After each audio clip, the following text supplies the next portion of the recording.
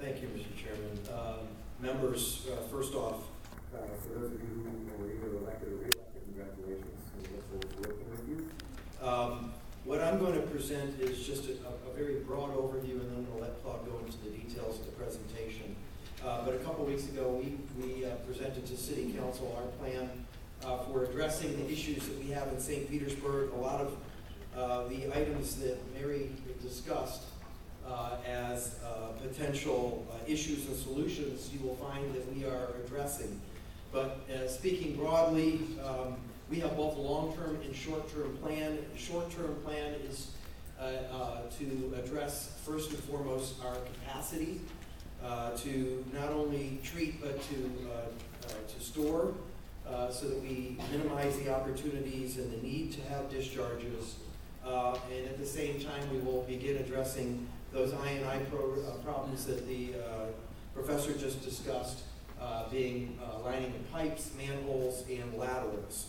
And the overall plan, we estimate, will cost us about $304 million.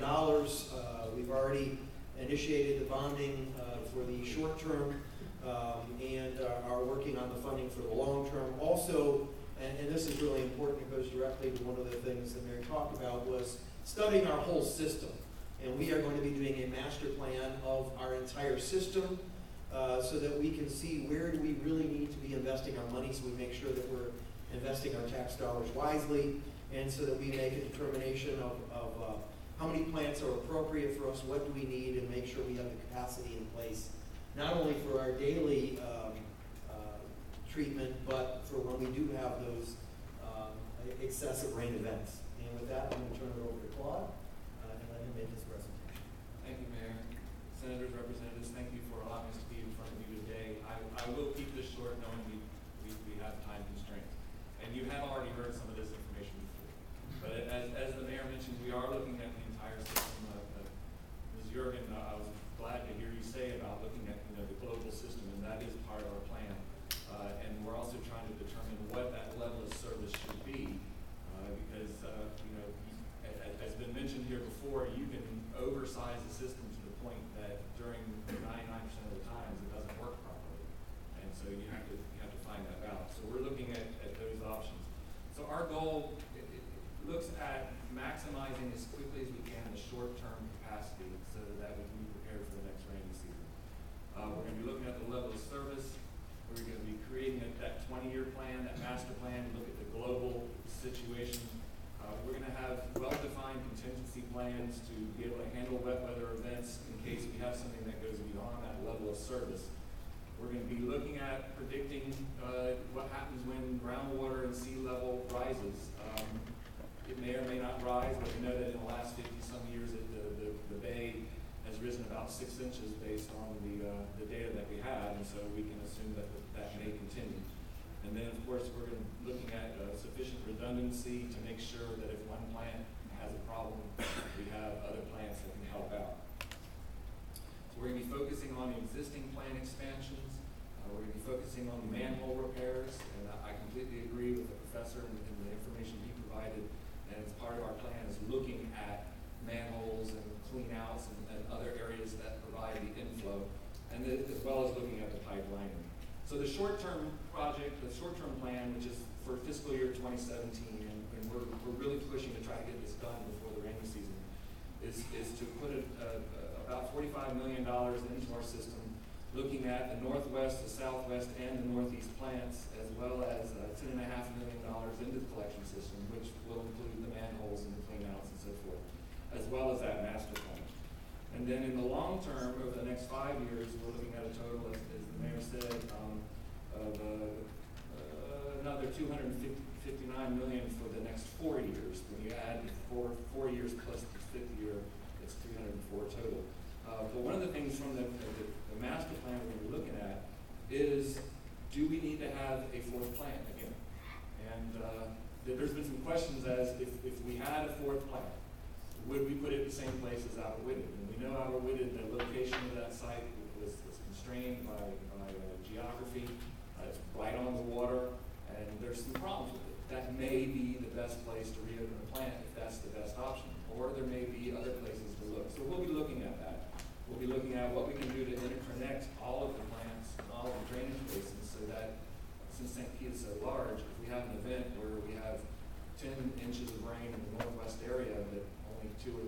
the southwest area, then we might be able to balance the collection systems and the capacities of the plant.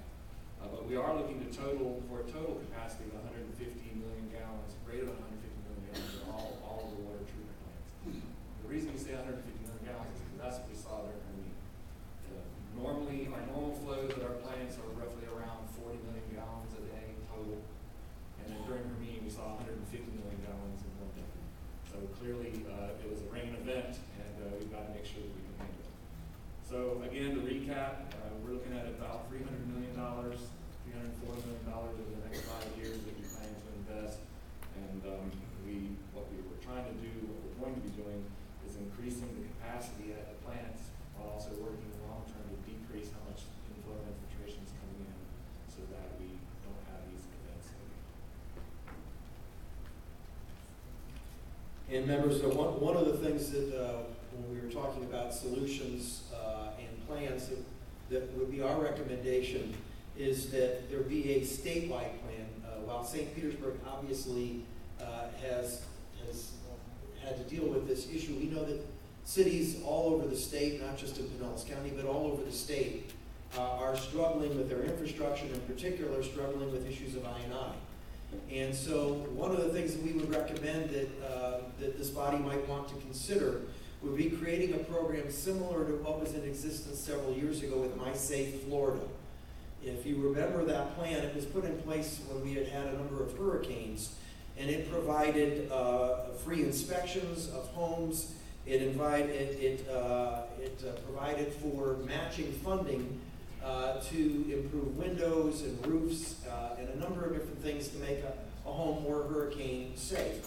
We think a similar program would be effective in dealing with I&I, where the state could create this program that provided free inspections of private laterals, cleanouts, recommendations would be made based on that, and then if repair or replacement was necessary, that the state could offer matching grants to help the homeowner in offsetting that cost and make it a little bit more affordable for the homeowner to initiate that repair. So that's just an idea that we wanted to put on the table for your consideration, is to model something similar to the My Safe Florida program, but aim it at I&I issues around the state. Thank you, Mr. Chairman. Okay, on the chart up there, I saw that the target date for the first project was August 2017. Yes, sir. If you meet that date, which is only a year, less than a year from now, how much capacity would be added to the system? At both the northwest and southwest plants, one of the critical junctures was what we call the filtration systems. And so we're looking to double the size of this filtration systems from 45 million gallons per day to 90. And so if we're able to do that, then we should be able to, during an event like Hermine, actually go ahead and treat all the water to the high level that is required for the reclaimed water system. When A1A, the highway in Flagler County, Flagler Beach, was washed out from the hurricane on the other coast, the state offered a reward to the contractor that was brought in to rebuild that road. So, And they rebuilt a road in a 1.5 mile stretch of road in 18 days, which is, I mean, I think unheard of. yes, sir. The contractor got $1 million bonus. Sure. Are you considering any kind of, we all know how these public works projects go. Are you considering in your cost there a bonus for having it completed by August of 2017? Yes, sir, we certainly are. And I'm grateful to the mayor and our council for allowing us to look at those kind of different ways of contracting. We're pushing on that. That means you're doing it. Yes, sir. And that's Okay. what Then the last question is, some of us have had different ideas that we've shared with you. Unfortunately, there might be a storm before August of 2017. Representative Peters has shared an idea about the land that's across from the Southwest plant. shared an idea about connecting up with the Pinellas Park system. I also shared an idea of, maybe bringing in a barge or two to take some of to be there when you need, a relief valve in a rain event. Can you tell me where any of those, where you might be going, or what your thoughts are on any of those items? Yes, we actually investigated all of those options, and some of the reason why we're not proposing to go with the barges or bladders is that the cost to provide the barges or bladders or containment areas is roughly the same cost as for the filters we're proposing. And the challenge with storage with barges or bladders is that once you fill them, it's done. So for another Hermine, let's say, if we had 45 million gallons of storage in a barge or in a bladder or in containment, then once we fill it up, that 45 million, we're done for the entire event until we can drain it out. You can't rent a barge? Not that large. And so the reason the filters are better is that the filters give you 45 million gallons per day versus per event. And so if you have an event like Hermine that lasts 4 or 5 days, we can deal with 45 million gallons each and every day rather than just 45 million gallons once filled up and it's done. And so for the cost and the fact that we believe we can get these filters in sooner, we think this is the more appropriate approach. And then how about surface water storage in that land that Representative Peters has identified? Again, I don't think we'd be permitted to do surface water storage, but if we were to put bladders or containment units on there, we could do that. But to get us through this initial, we just believe that the biggest bang for the buck is to get those filters in, and then we wouldn't need to have storage. Well, we're all sitting here today, and we're hearing you say you're going to have it done by, August of 2017.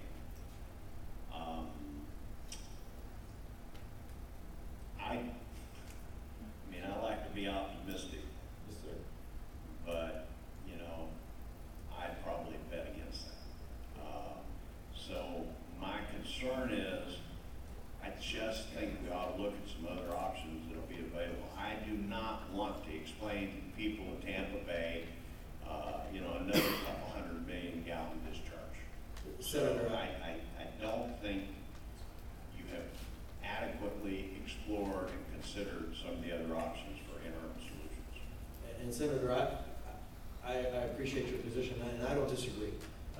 One of the reasons that it says target, and I really wanted to make sure that language was used, is because I didn't want to create false expectations and say that you guaranteed you're going to have something done by a date and then it not happen. Because that's the last thing that we want to be doing right now is making promises that we cannot fulfill. I also agree with you and that we will continue and we have to continue looking at any option that is presented to us to see if it is something that makes sense that we can do. And I certainly encourage our friends at DEP, at EPA, and anyone else for that matter that has ideas, share them with us. We'll vet them out and see if it makes sense. If it makes sense, we're going to do it. Because the last thing we want to do is have another discharge. And we will look at those ideas. I know from what I understand, and I'll be honest, I haven't been completely briefed on that surface lot that the representative was talking about. But I think some of the concern was the volume that could be stored there and whether you'd have to build tanks in which to do it. And for example, we built a 15 million gallon storage tank over at the Southwest plant recently that opened. It opened in August, and just the size, the cost, and the length of time it took just to construct that raises some questions as to whether we could get it done in time for the season. Certainly, it is worth looking at, and I don't think we should rule anything out until we've completely vetted it, because I don't want to have another spill if we don't have to have it. Questions from the rest of the delegation behind me, just if you have. Representative Sprouse. Thank you, Mr. Chairman. Thank you, Mayor Tankersley. Last time we were here, we discussed some of the potentials, many of which you talked about today, many of which require a funding source for bonding.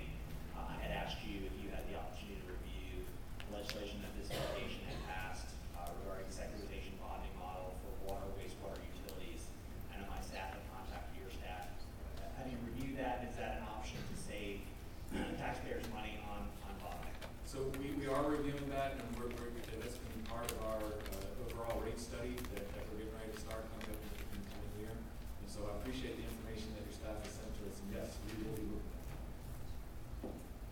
Representative Ahern. Thank you, Mr. Chairman, and mine's more of a comment than a question. Because the reason we call these meetings, was to discuss, the possibilities of some public safety issues, and certainly, we've, I think, done a good job of providing a lot of information here, because that is very important, and I applaud Senator Ballot and Representative Peters for their efforts in that regard. But, having heard from Mary Yerson that she's never seen an event like this before. That this was something out of the ordinary, and that we can't dictate policy or tell them how to spend their money. And so I'm kind of just trying to bring us back to how we respect the home rule aspect of this and the solutions that we've fleshed out here in these last two meetings. So while this has been very informative, I do believe that the State Department of Environmental Protection has a good handle on the situation, and that we as a delegation should monitor the ongoing solutions that they come up with. But I do believe that it should be the city and the county together solving this problem. Thank you. Mr. Chair, if I may make a brief comment. Thank you. For years, we looked at historical data, and that's how our systems were all designed. I think that's probably, for the counties and the other cities in Pinellas County, that's how we've done it. But in what we've experienced in the last 2 years, with 3 states of emergency being declared in rains in volumes that we haven't seen, I think we have a new normal that we have to be looking at. And so for us, speaking for the city of St. Petersburg, what we're trying to do is evaluate what do we expect the future to look like, so that we can make sure we provide the capacity and that we do the I&I repairs that we need to do to minimize the need or the possibility of discharging happening, while at the same time not overbuilding and causing the problems that come along with that, along with spending taxpayer dollars in ways that aren't and don't make sense and aren't fiscally responsible. So it's a balance, and we are working really hard to try and get that balance right. Senator Brandes. Thank you, Mr. Chairman. So just so I'm perfectly clear, there is no current plans to reopen Applewater, is that correct? No, sir, there are no current plans. We had had a consultant look at it over the summer. The consultants came back with a cost of around $30 million, even just to open it temporarily. We then had our own staff look at it. They calculated what the cost would be for the equipment alone, and that would be around $9 to $10 million. And then we had 3 different contractors come in and give us estimates of what it would be to install that equipment. And once again, numbers were coming up to $20 to $30 million. And so that would be almost the entire budget we have for this year, where we believe we can get those same capacities by adding the filters at the So how much of the spending is new spending? So you said obviously there was some base built in. How much are you projecting new spending? For this year, the new spending is there is no additional new spending this year, because we had anticipated spending $50 million. So we just got a bond just a week or 2 ago, and so we raised our rates at the beginning of the fiscal year, and so the dollar amount you see there is what we're going to be spending this year. But for the new spending for future years, we had already projected